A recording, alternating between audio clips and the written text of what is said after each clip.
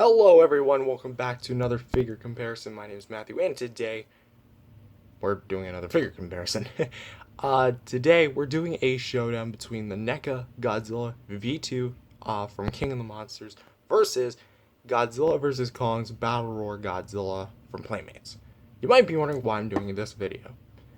Well, this is actually a sequel to the comparison with him and this guy, because for some reason people like these two figures enough to where when I did my video, it's now ranked as one of my most popular Godzilla videos on the channel, ranking up more than 1,000 views, which that might not seem like a lot on the surface, but for me that's pretty splendid. So I thought it'd be kind of a goofy decision to go ahead and do a round 2 but with this guy. So let's see how he does well in terms of the comparison against him. Will he win? Will he lose? You probably know the answer. Round 1, Sculpting Paint. Let's actually be fair about this. The overall sculpted details are actually, on this guy, decent. I gave him a hard time in my review, and I'm still going to give him a hard time here because I feel like there's still a lot of issues with him that aren't necessarily good. The eyes are still kind of mismatched. They're pointed a little too down, but the teeth paint, it's still painted crumbly, but at least the application's right on it this time. The dry brushing again sucks because, like, look, it's just caked on. There's no extra in the crevice detail, it's just on the figure as is. The dorsal fins mold sucks because they dulled it down. You can watch my review of this guy, so where I go more in depth. The claw paint is just kind of there again, just like the original figure, but I mean that's okay. These actually look pretty good.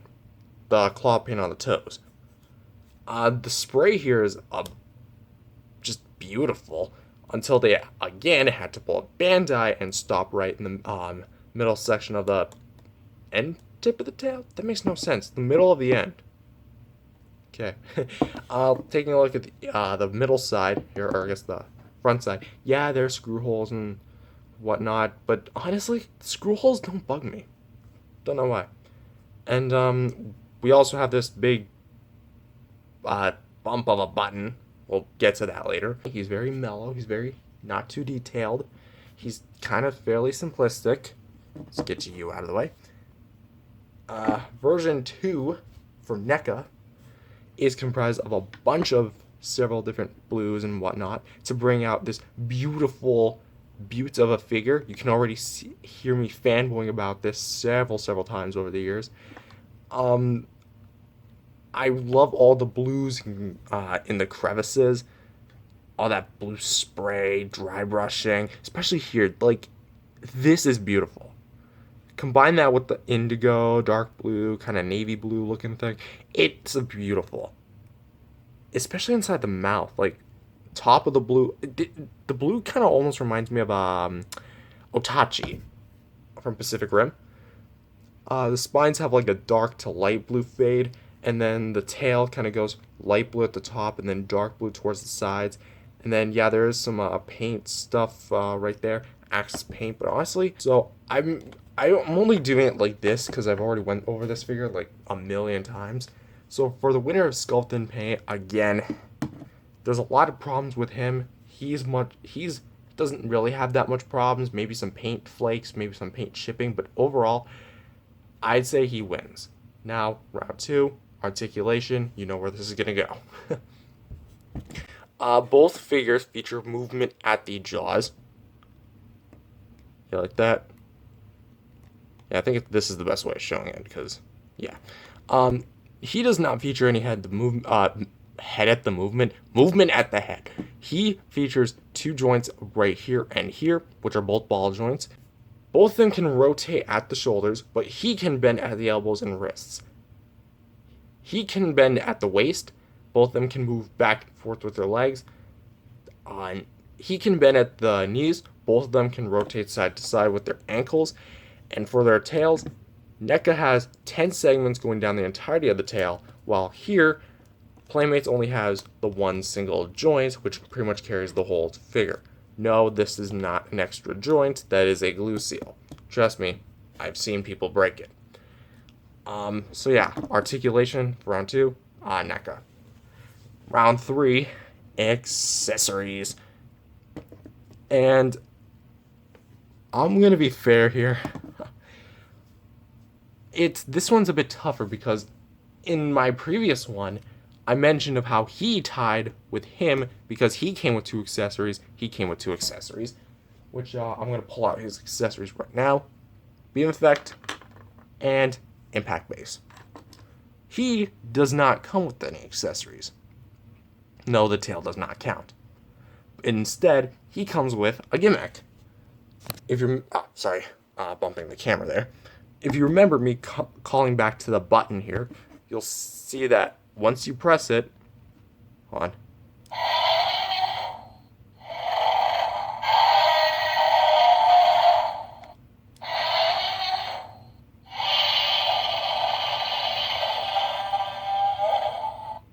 He can roar. Now, the 2 roars individually, they're decent quality for something like this.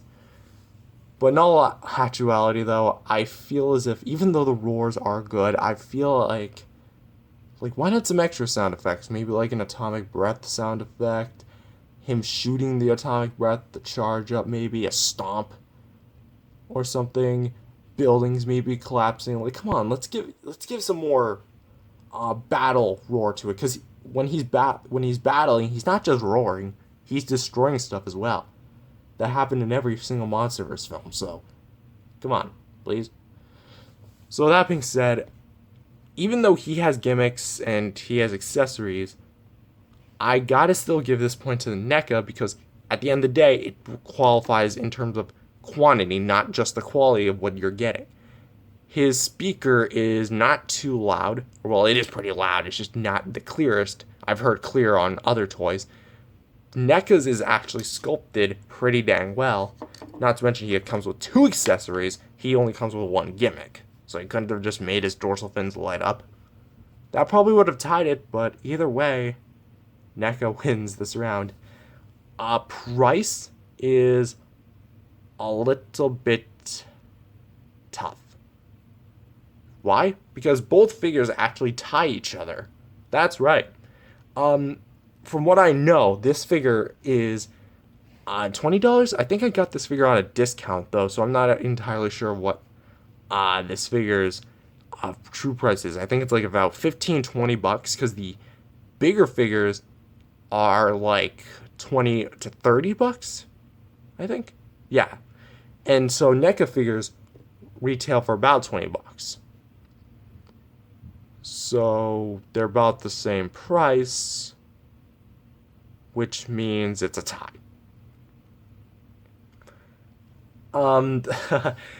Wow, this is kind of getting a little tricky. So yeah, it's a tie. So there's really nothing else we can really say. Like maybe availability, but that's kind of an unfair one. Well, actually, it wouldn't be unfair because I've done these comparisons. He's been at pretty much any major retailer. Target, Walmart, comic shops, Amazon, eBay, you name it, he was there. He's only ever been at Walmart's. Never got reissued or put out anywhere else. So even though he was discontinued, he still was released everywhere. He gets the point. And remember, that was only like a year ago. So there's still some of him roaming around for a good price. So happy hunting to you if you're planning to get this guy. So what's the verdict? Sculpting Paint, articulation, accessories, and availability versus a tie for price. NECA wins. I know it's a bit of an unfair one, but to be fair, about what I'm about to say, I compared him to him, and I made the argument that I compared the Bandai vinyls to NECA figures, which that's literally the equivalent of what's happening here. So, and I know some people are going to point out, oh, but why don't you just compare them to get, or why don't you just have the beam in this guy's mouth? Do you guys even own the figures? Let me demonstrate for you. If you're thinking that the beam that comes with the Heat Ray Godzilla is compatible with this one, think again. Hold on. Let's actually open his mouth.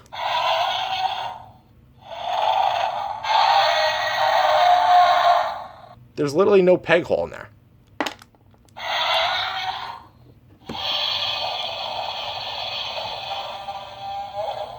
Could not have said that better myself, Godzilla. But yeah, that's kind of it. NECA wins 4-0, or I guess 5-1, if you're counting that tie as a point for both. Because that's kind of how I do it. It doesn't really change anything. It just gives both of them a point because they do something really well to the point they evenly tie each other. So I feel like there should be a point instead of there being no point for each. So that being said, do I recommend both figures? Yes. Well, kind of. I recommend him, absolutely. But if you're like, but this figure is like so goofy. Both, I've ridiculed this thing already, but like his posture, he looks like a giraffe that's looking up to get his next meal, like in the trees or something. And his tail's like curved like an S. And he's looking straight up. Like, I don't even understand myself. But, I mean, it's a toy. It's a gimmicky toy. So, it's not that bad. So, yeah, I hope you enjoyed this video.